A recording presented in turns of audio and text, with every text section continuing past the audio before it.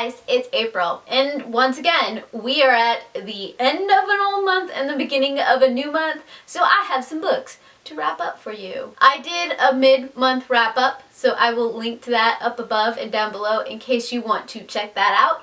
But these are the books that I have read in the last 2 weeks. Now, before I jump into all of the books that I've read for the past 2 weeks, I wanted to remind you guys that Read-O-Rama round 7 is going to be happening. I did an announcement video that explains all of the challenges that we are doing for this round of Read-O-Rama and explaining the giveaway. There's a giveaway! You need to do the giveaway. I will link all of the information down below in case you are interested in joining Read-O-Rama or checking out the giveaway or just checking out all of the wonderful hosts this time around, myself included. It's going to be a blast. I loved doing it last time and I'm really excited about doing it again. So you have some time to figure out your TBR.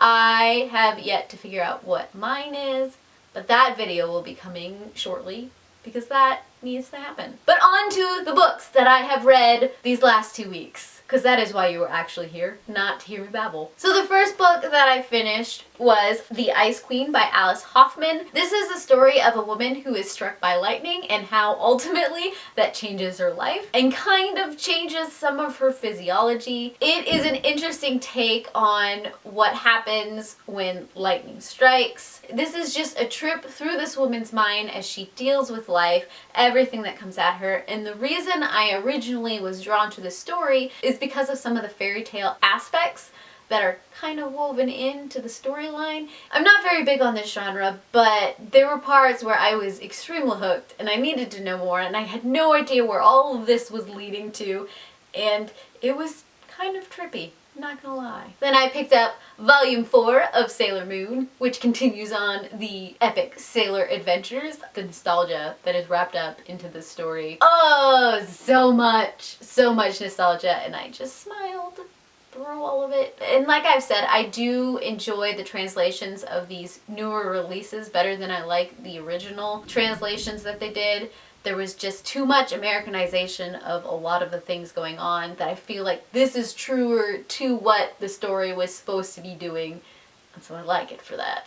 I like it a lot. Then I picked up When to Rob a Bank by Stephen D. Levitt and Stephen J. Dubner. This is just a collection of their blog posts as they ramble on about various different things on life and how you can possibly tie things together. It's just an interesting take on how things could correlate. It takes a lot of the Freakonomics themes and it just wraps them up into tiny little snippets. And while it wasn't as grabbing as Freakonomics was, just because it wasn't as cohesive, because there was a lot of randomness everywhere, I still truly enjoy the way these men think. It's very scientific and it makes you question some of the assumptions you've made about cause and effect, if that makes sense. And then I finally got around to reading this beautiful book, Firstborn by Tosca.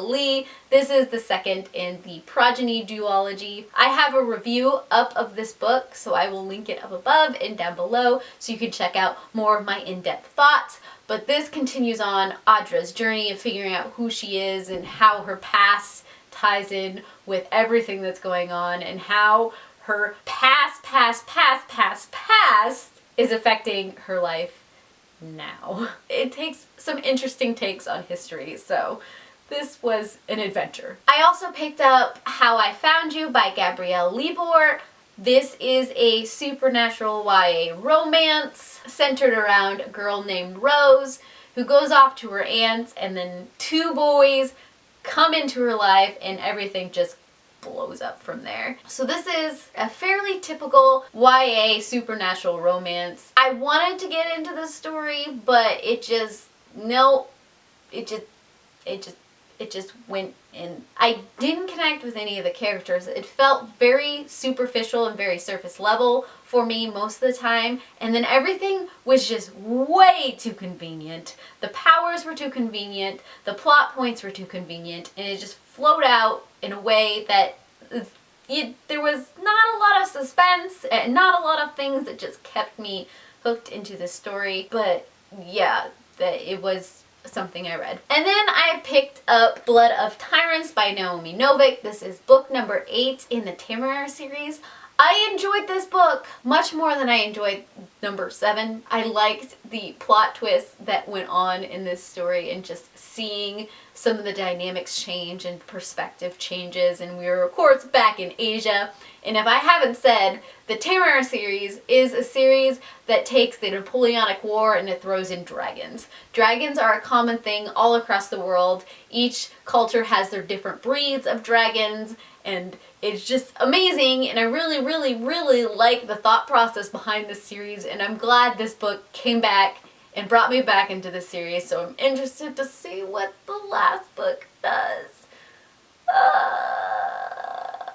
So those are all of the books that I have read this last half of the month. I don't know what next month is going to bring. Life is happening. There's a lot of life happening, but I'm excited about it. And of course, Read-O-Rama, I think you should all participate, even if it is just to grab the giveaway. No shame in that. And with that, I heart you beautiful faces. Bye.